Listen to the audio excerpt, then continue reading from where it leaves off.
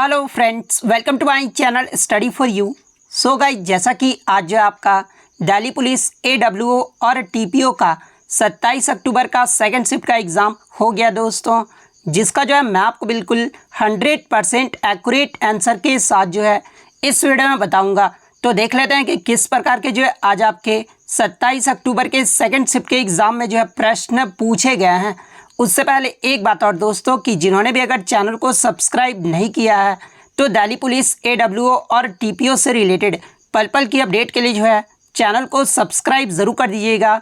और बगल में ही आपको एक बेल आइकन यानी घंटे का निशान भी दिख रहा होगा, तो आप उसे भी जो है ज़रूर प्रेस कर दीजिएगा। तो चलिए वीडियो को स्टार्ट करते हैं।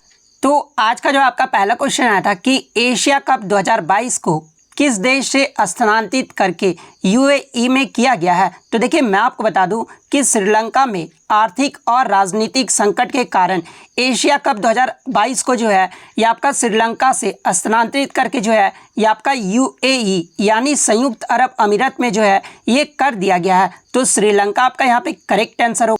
और ये जो आपका एशिया कप 2022 हुआ था ये आपका 27 अगस्त से 11 सितंबर के बीच जो है ये आपका खेला गया था।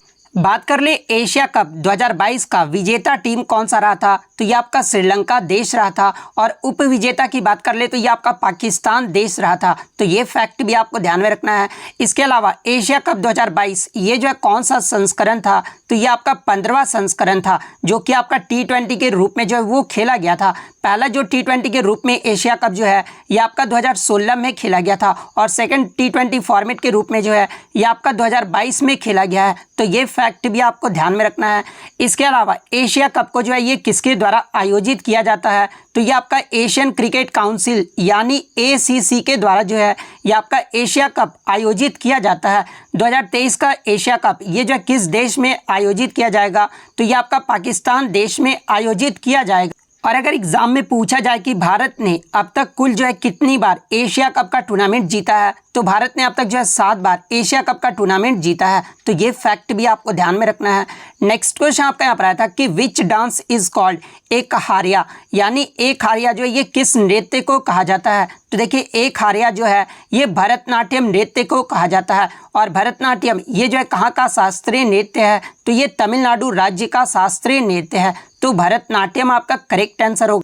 नेक्स्ट क्वेश्चन आपका यहाँ पर आया था कि किस मकबरे में हम पहली बार जो है दोहरे गुंबद की पूर्ण परिपक्व आकृति जो है वो देख सकते हैं। या फिर प्रश्न ये पूछा गया था कि कौन सा मकबरा जो है 2 गुंबद का है। तो देखिए, ये जो आपका हुमायूं का मकबरा है ना, ये आपका 2 गुंबद का है, जिसमें आपके पूर्ण परिपक्व आकृति को जो है वो देख सकते हैं। तो हुमायूं का मकबरा आपका करेक्ट आंसर होगा।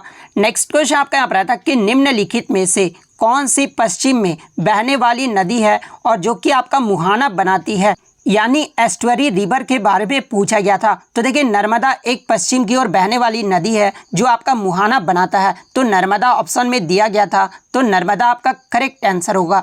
नेक्स्ट क्वेश्चन आपका यहाँ पर आया था कि when was Ohm's law published, यानी ओम का नियम जो है ये कब प्रकाशित हुआ था। तो देखिए, ओम का जो नियम है ना ये सर्वप्रथम 1827 में जो है ये प्रकाशित किया गया था। और किसके द्वारा, तो ये आपका इस नियम का जो प्रतिपादन है ना ये सर्वप्रथम जर्मन भौतिक शास्त्री तथा गणितज्ञ जॉर्ज साइमन ओम के द्वारा जो है वो किया गया था। तो 1827 आपका करेक्ट आंसर होगा। नेक्स्ट क्वेश्चन आपका यहाँ पर आया था कि सितंबर 2022 में अजमेर की दरगाह पर दर्शन के लिए जो है कहाँ के प्रधानमंत्री आए थे। तो देखिए, मैं आपको बता दूं कि 8 सितंबर 2022 में अजमेर के दौरे पर जो है ये बांग्लादेश की PM शेख हसीना जो है वो दौरे पर आई थी। तो बांग्लादेश आपका करेक्ट आंसर होगा।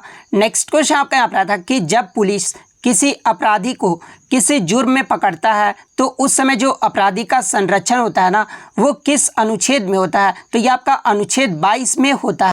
और अनुच्छेद 22 आपका क्या बताता है, तो देखिए अनुच्छेद 22 जो है ये कुछ मामलों में गिरफ्तारी और नज़रबंदी के खिलाफ ये जो आपका संरक्षण को बताता है। तो अनुच्छेद 22 आपका करेक्ट आंसर हो। नेक्स्ट क्वेश्चन आपका यहाँ पर आया था कि गणगौर त्यौहार ये जो है किस राज्य में मनाया जाता है। या फिर प्रश्न ये पूछा गया था कि इनमें से कौन सा जो है एक आपका धार्मिक त्यौहार है। तो जहाँ पे ऑप्शन में आपका गणगौर त्यौहार दिया गया था। तो देखिए ये जो आपका गणगौर त्यौहार है ना, ये एक धार्मिक त्यौहार है जो कि राजस्थान, गुजरात, मध्य प्रदेश और पश्चिम बंगाल के कुछ हिस्सों में मनाए जाने वाला जो है ये त्यौहार है। और ये जो आपका गणगौर त्यौहार है ना, ये राजस्थान में मुख्य रूप से जो ये त्यौहार मनाया जाता है। तो गणगौर त्यौहार आपका करेक्ट आंसर होगा। और किस राज्य की बात कर ले तो फिर आपका राजस्थान जो है करेक्ट आंसर होगा। नेक्स्ट क्वेश्चन आपका यहाँ पर आता है कि व्हाट इज द ऐसा unit of universal gravitational constant, यानी जो आपका ये जो आपका कैपिटल जी का जो ऐसा यूनिट है वो आपसे पूछा गया था। तो देखिए सार्वभौमिक गुरुत्वाकर्षण स्थिरांक यानी कैपिटल जी का जो ऐसा इकाई होता है ना, वो आपका न्यूटन मीटर स्क्वायर पर केजी स्क्वायर होता है। तो न्यूटन मीटर स्क्वायर पर केजी स्क्वायर आपका करेक्ट आंसर होगा। बात कर ले कैपिटल जी का वैल्यू कितना होता है, तो ये आपका 6.67 इंटू 10⁻11 न्यूटन मीटर स्क्वायर पर केजी स्क्वायर होता है। तो ये फैक्ट भी आपको ध्यान में रखना है। इसके अलावा स्मॉल जी की बात कर ले तो स्मॉल जी का जो वैल्यू होता है ना, वो आपका 9.8 मीटर पर सेकेंड स्क्वायर होता है। यानी अगर ऐसा यूनिट पूछा जाए तो मीटर पर सेकेंड स्क्वायर इसका ऐसा यूनिट होता है, और वैल्यू अगर पूछा जाए तो 9.8 होता है। नेक्स्ट क्वेश्चन आपका यहाँ पर आता है कि जूल पर केजी ये जो है किसका ऐसा यूनिट होता है। तो देखिए जूल पर केजी जो है ये आपका लेटेंट हीट का जो है ऐसा यूनिट होता है। तो लेटेंट हीट आपका करेक्ट आंसर होगा। लेटेंट हीट का जो फॉर्मूला क्या होता है, तो हीट बाय मास होता है। हीट का आपका क्या होता है, तो जूल होता है, और मास का आपका क्या हो जाता है, तो वो आपका केजी होता है। तो लेटेंट हीट आपका करेक्ट आंसर होगा। नेक्स्ट क्वेश्चन आपका यहाँ पर आया था what is the dimensional formula of mass into density, यानी मास और डेंसिटी का जो है डायमेंशनल फार्मूला पूछा गया था। तो देखिए मास का क्या होता है, तो ये आपका केजी होता है, और डेंसिटी का क्या होता है, तो केजी पर मीटर क्यूब होता है। ठीक है, पर मीटर क्यूब होता है। तो यहाँ पर जो है आपका m कितना हो जाएगा, तो m आपका 2 हो जाएगा, और यहाँ पर l जो है वो आपका -3 होगा, और t जो होगा वो आपका 0 होगा। तो ये डायमेंशनल फार्मूला आपका करेक्ट आंसर होगा। नेक्स्ट क्वेश्चन आपका यहाँ पर आता है कि व्हाट इज द शॉर्टकट की ऑफ कट इन कंप्यूटर, यानी कंप्यूटर में आपका जो कट का शॉर्टकट की पूछा गया था। तो देखिए कंप्यूटर में कट का जो शॉर्टकट की होता है ना, वो आपका Ctrl+X होता है। तो Ctrl+X आपका करेक्ट आंसर होगा।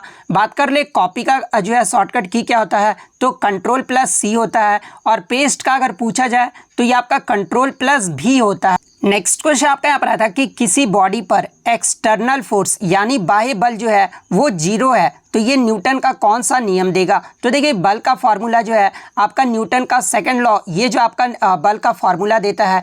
बल का फॉर्मूला क्या होता है, तो F=ma, ये जो आपका न्यूटन का सेकंड लॉ देता है। तो सेकंड लॉ आपका करेक्ट आंसर होगा। नेक्स्ट क्वेश्चन आपका यहाँ पर आया था कि त्रिपुरा की आधिकारिक भाषा पूछी गई थी। तो देखिए त्रिपुरा की जो आधिकारिक भाषाएं हैं ना, एक तो आपका बंगाली है, अंग्रेजी है, और कोको बोरोक है। तो कोको बोरेक ऑप्शन में दिया गया था, तो ये आपका करेक्ट आंसर होगा। नेक्स्ट क्वेश्चन आपका यहाँ पर आता है कि what department of the government is responsible for maintaining land lots, यानी भूमि अभिलेखों को बनाए रखने के लिए जो है सरकार का कौन सा विभाग जो है वो जिम्मेदार होता है। तो देखिए भूमि अभिलेखों को बनाए रखने के लिए सरकार का जो आपका रेवेन्यू डिपार्टमेंट यानी राजस्व जो विभाग होता है ना, ये जिम्मेदार होता है। तो राजस्व विभाग आपका करेक्ट आंसर होगा। नेक्स्ट क्वेश्चन आपका अंडू का जो है शॉर्टकट की पूछा गया था। तो देखिए अंडू का जो शॉर्टकट की होता है ना, वो Ctrl+Z होता है। तो Ctrl+Z आपका करेक्ट आंसर होगा। तो इतने क्वेश्चन जो है आज मुझे बच्चों के द्वारा मिले हैं, जो कि 100% रियल और ऑथेंटिक है। तो अगर वीडियो अच्छी लगी हो तो वीडियो को जो है लाइक ज़रूर कर दीजिएगा, और इसी तरह किसी भी एग्जाम का रियल एनालिसिस पाने के लिए जो है चैनल को सब्सक्राइब ज़रूर कर दीजिएगा। तो मिलते हैं नेक्स्ट वीडियो में, तब तक thank you, all the best.